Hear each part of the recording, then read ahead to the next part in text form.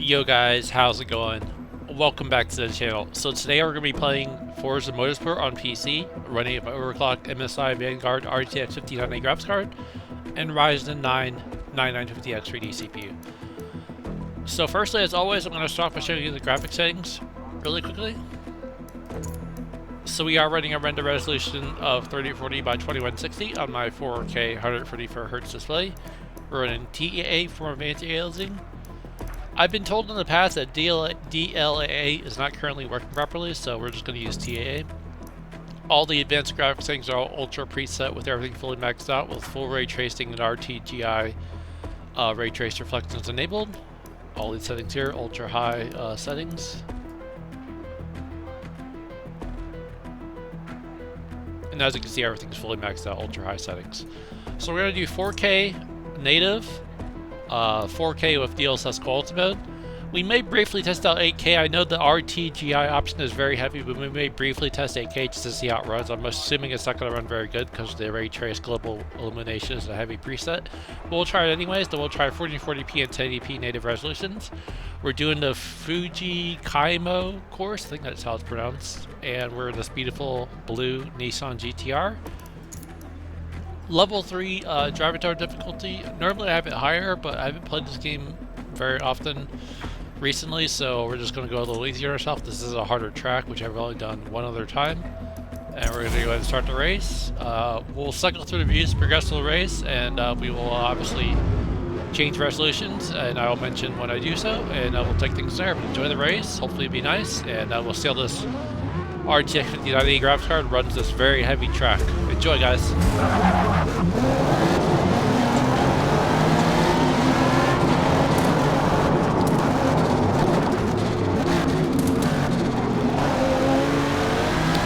Now I remember on my 5080, on this particular track, I was in the mid to low 50s from what I remember. So it looks like the 5090 is about, I want to say 25 to 35-ish frames per second higher.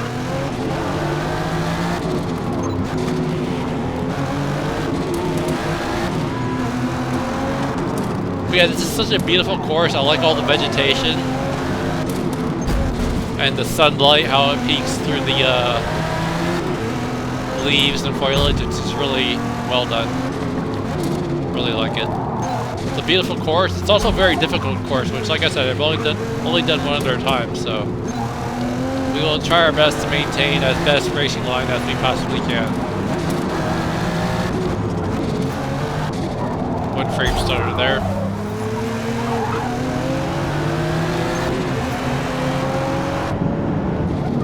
There's always seems to be a small little hesitation when you change to the cockpit view when the RTGI option is enabled, but that's always been an issue. So we did see it there briefly, but nothing too major, I guess. Okay, so 4K native, we're averaging 81 FPS, 1% low sitting at 62, max FPS at 92. Just very briefly, I know it's going to run like crap, but just very briefly, just so I could even see if it even will run, we'll test out 8K here. Just very briefly. It's probably going to be in the 20s, I'm going to assume, because the RTG option, like I said, is really heavy. But we'll see how it runs, even though it's going to be piss poor. Okay, so 8K resolution, pulling about 24 FPS. The visuals look actually realistic, but yeah, the gameplay is just piss poor. But it looks beautiful. It almost looks like real life. Wow. Using about 19 gigabytes of VRAM. But as you can tell, it's just too heavy of a setting. I'm assuming if I enable DLSS quality mode, it will probably help. Just very briefly, we'll do a little bit of experimentation here. Turn on DLSS quality mode here. Probably will. Obviously, it's going to lower the render resolution, but let's just see if it'll still look nice and render better here. Reset the afterburner.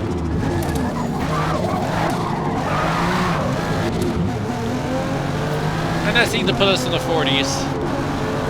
And I think it still does look pretty good. I don't think it looks as good as 8K native, but it still does look good nonetheless. Okay, so now... Alright, let's go to 4K native, actually 4K, and then we'll do DLSS quality, which I already have enabled here, so see how that runs. Reset the afterburner.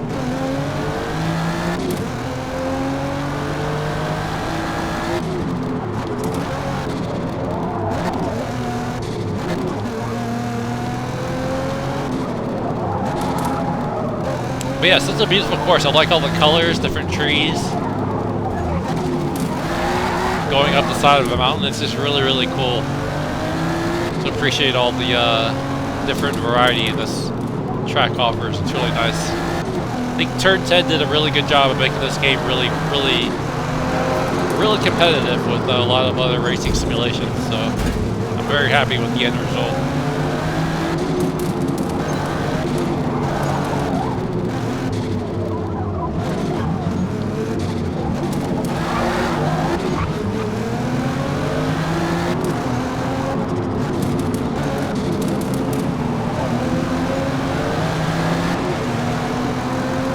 Okay, so 4K with DLSS quality mode, we're averaging 130 FPS, 1% low-sing at 110, max FPS at 146.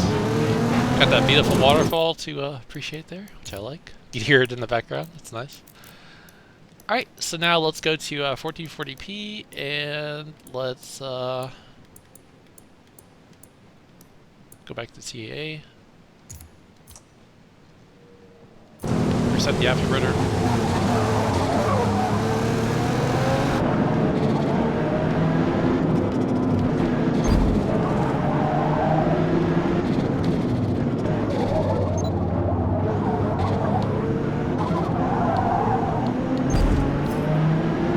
Playing bumper cars with these cars, unfortunately. Like I said, this is a different, more difficult track, but we're trying to maintain as best we can while I try to monitor the stats too, which is not the easiest thing to do, but trying our best, like I said.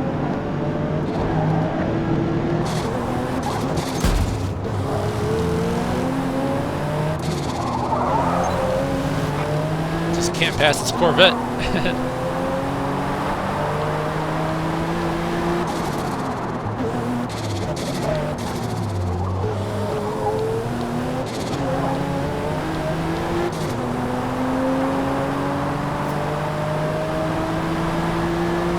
I like the hood reflection, it's really detailed.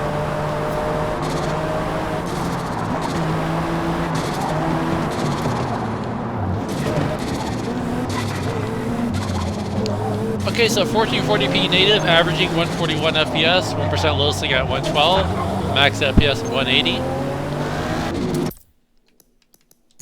Alright, now very briefly I'm going to enable DLSS Ultimate at 1440p. There's one user who watches my videos who definitely appreciates it, so we'll go ahead and enable that real quick. Reset the afterburner.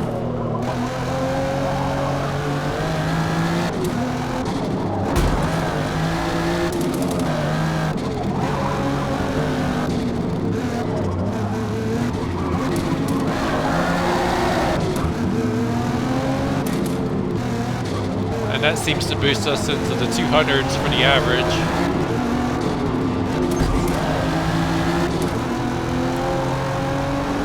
%, low-sing at 159.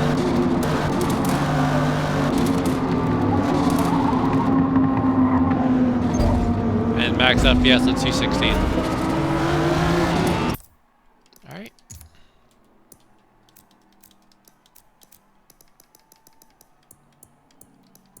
Let's go down to 1920 by 1080p, apply those settings. Set the afterburner.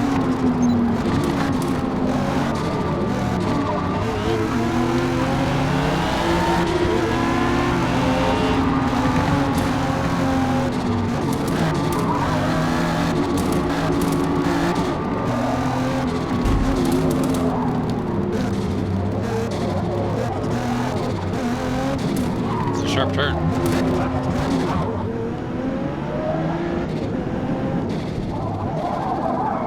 Yeah, like I said, the track is a difficult course. It's got a lot of variations in elevation. some deep and sharp turns.